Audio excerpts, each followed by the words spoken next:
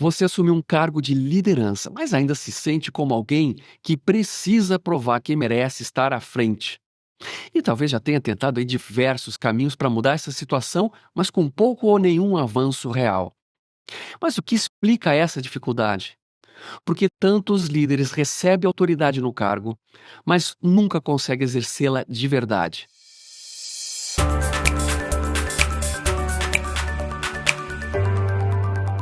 Olá, líder, gestor, dono de negócio, Ricardo Malê aqui. Nesse episódio você vai conhecer 7 fatores que explicam por que tanta gente demora para assumir de verdade a própria autoridade como líder.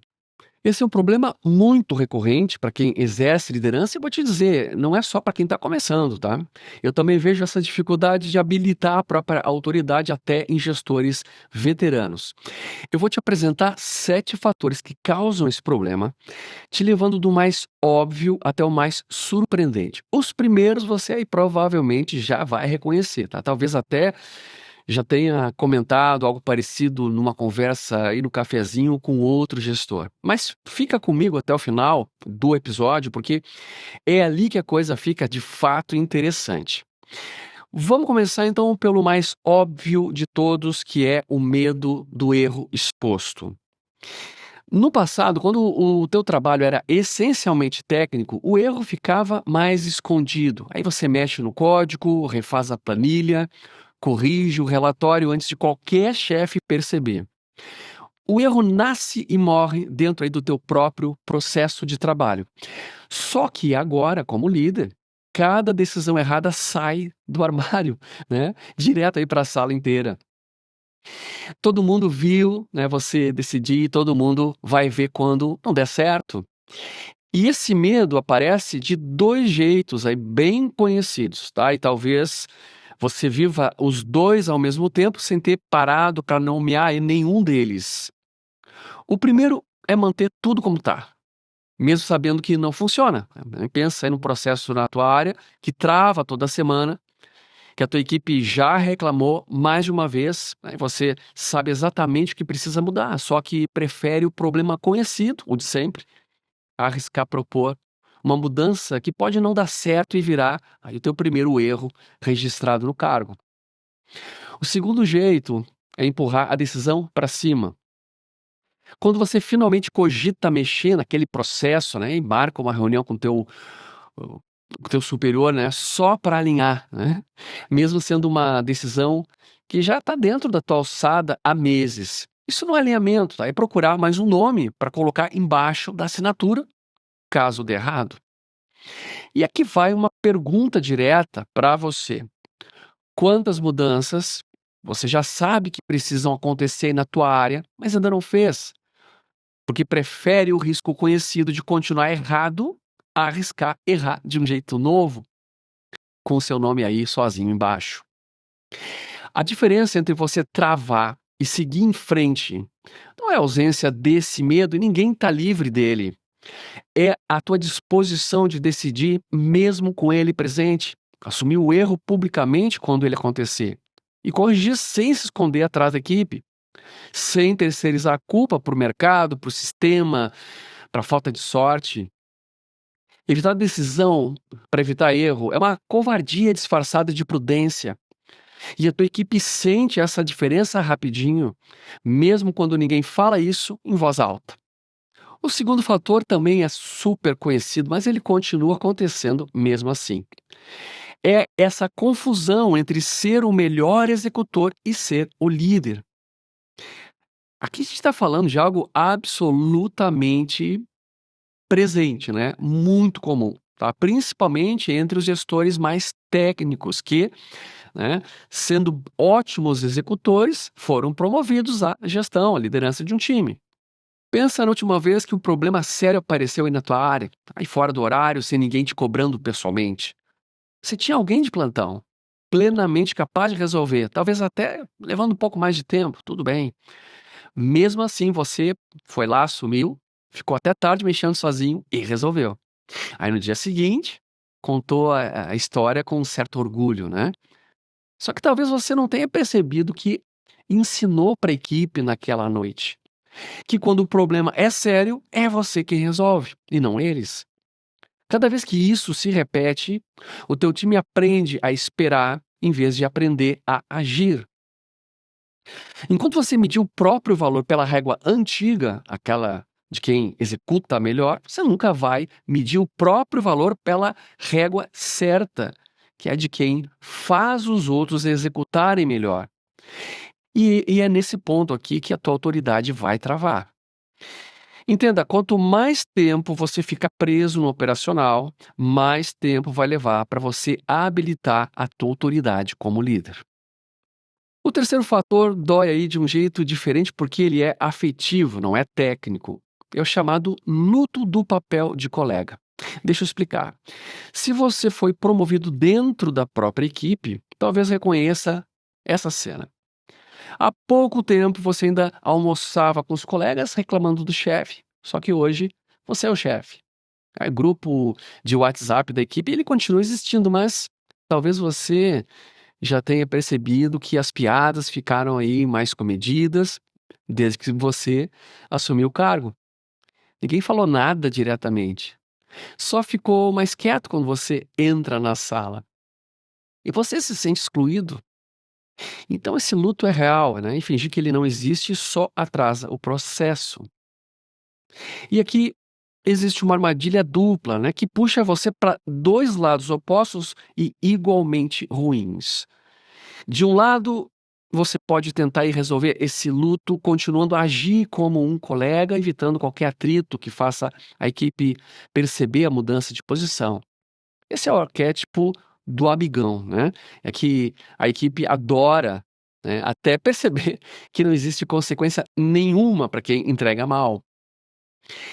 Do outro lado, você pode fazer o movimento inverso, criar uma distância artificial, ficar seco, formal demais, achando que assim ninguém vai questionar a tua autoridade. Esse segundo caminho também é fuga, só que disfarçada de rigor. Nenhum dos dois resolve o luto de verdade. Evitar o atrito não traz o vínculo antigo de volta e criar distância também não. O que resolve é aceitar que a relação mudou, sem drama, sem culpa, e construir uma proximidade nova, adequada ao novo papel, onde é possível ser humano e ser líder ao mesmo tempo, sem confundir as duas coisas. O quarto fator não tem tanto a ver com algum bloqueio de atitude, e sim com uma limitação de conhecimento. É a falta de repertório técnico mesmo. Às vezes você não decide porque não sabe conduzir aquela conversa difícil, não domina a técnica de dar um feedback corretivo, sem gerar um ressentimento, nunca aprendeu a estruturar uma reunião de acompanhamento de metas.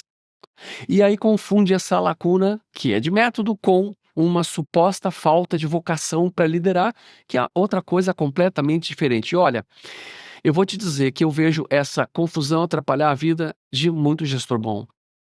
Isso é importante porque muda o tipo de solução. Olha, se o problema fosse só coragem, bastaria você respirar fundo e decidir. Mas quando o problema é repertório, respirar fundo não ensina ninguém a conduzir um desligamento com dignidade, por exemplo.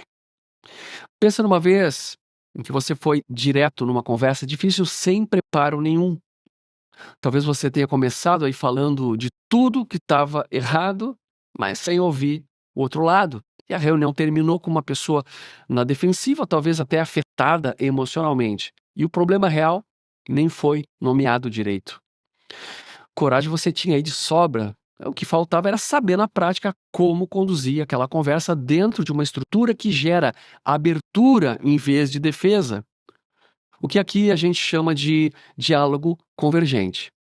E se essa experiência te marcou, o resultado foi pior do que covardia. Você ficou com medo de repetir a tentativa e voltou a evitar conversas difíceis. Só que agora com uma desculpa nova. Já tentei e não funcionou. Vamos ao quinto fator, e esse tem um respaldo estatístico que talvez te surpreenda de verdade. É a síndrome do impostor na transição para a liderança. Olha que incrível. Pesquisas mostram que entre 27 a 49% das pessoas promovidas internamente performam abaixo do esperado no primeiro ano ou 2 anos aí após a promoção. E entre executivos de alto escalão, mais de 80% já admitiram em algum momento se sentir despreparados para o próprio cargo. Isso não é exceção rara, é praticamente um padrão esperado de qualquer transição de liderança, mesmo para as pessoas mais competentes.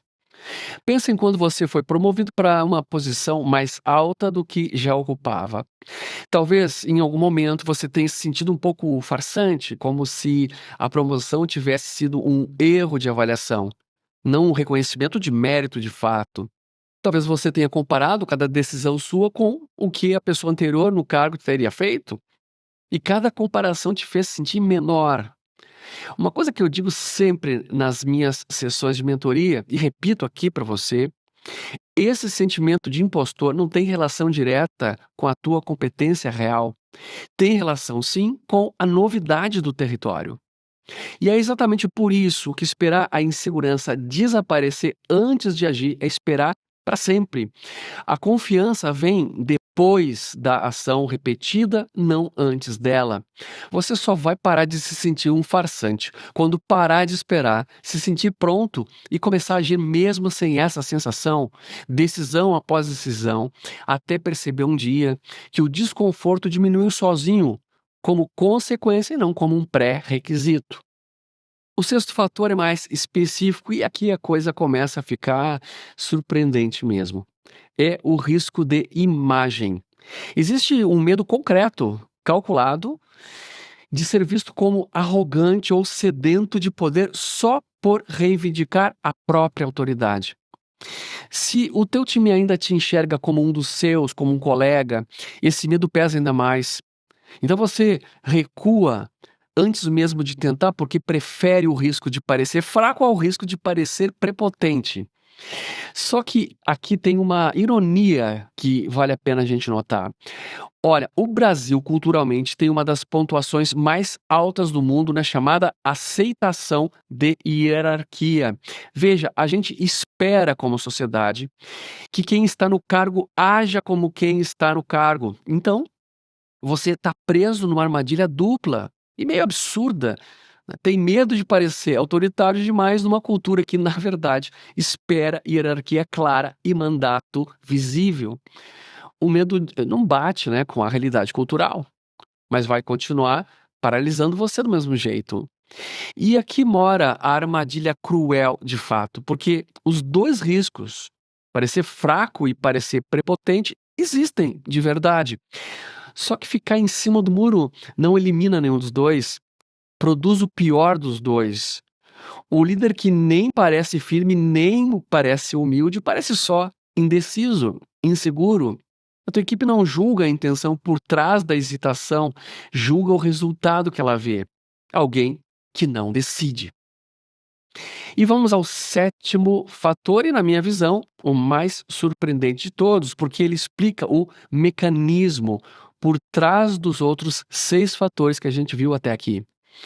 Existe uma teoria bem estabelecida aí na psicologia organizacional que descreve a autoridade como um processo de reivindicação e concessão.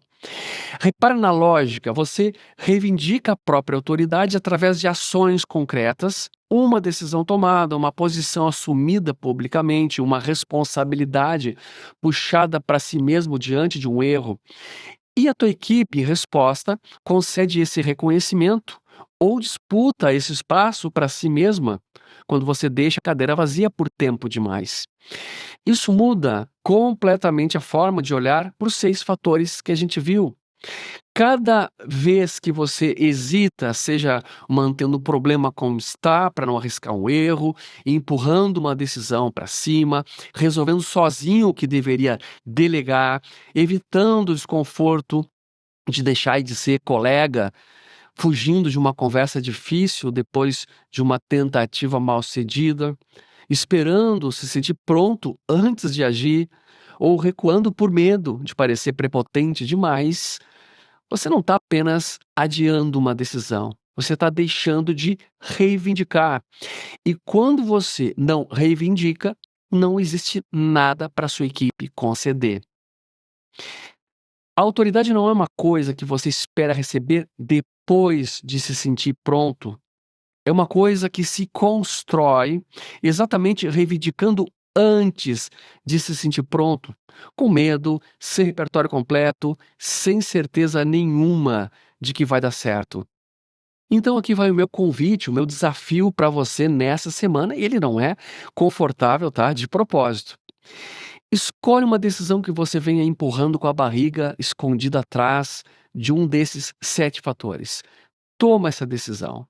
Assume ela publicamente, com teu nome colado nela. Não porque o medo vai sumir, ele não vai, mas porque é assim, reivindicando o mesmo com medo, que a autoridade deixa de ser um crachá pendurado no teu pescoço e vira um lugar que você realmente habita. E se enquanto eu falava, você reconheceu mais de um desses 7 fatores no seu jeito de liderar hoje, fica aqui o meu convite para você dar o próximo passo. Vai lá na descrição desse episódio e clica no link para participar de uma sessão comigo sem custo do diagnóstico de modelagem gerencial. Numa conversa de 45 minutos, eu vou te ajudar a identificar os pontos que ainda faltam para você habilitar a sua autoridade como líder. E você vai sair dessa sessão com um diagnóstico em PDF e um plano de ação personalizado. É só preencher a aplicação que minha equipe entra em contato para agendar a nossa conversa. Líder, obrigado por acompanhar. A gente se encontra lá no diagnóstico ou se vê num próximo episódio. Tchau, tchau.